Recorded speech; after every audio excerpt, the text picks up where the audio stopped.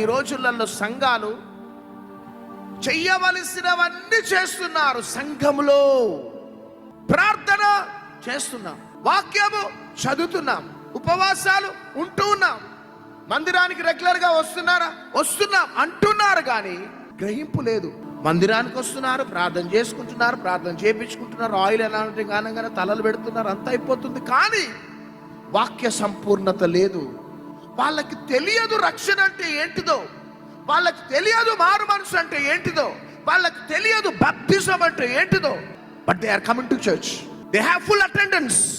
బాప్తిజమా తీసుకోకపోతే ఏంటిది అనేవారు లేరా?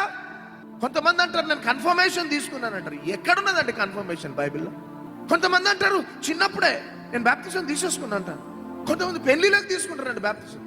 కొంతమంది వాళ్ళకు భయపడి వీళ్ళకు భయపడి చిలకరింపు బాప్తిజం తీసుకుంటారు. ఐఎమ్ నాట్ అగెయిన్స్ట్ చిలకరింపు బాప్తిజం, బట్ అది సత్యం కాదు. That is not real, that is not by the word of God.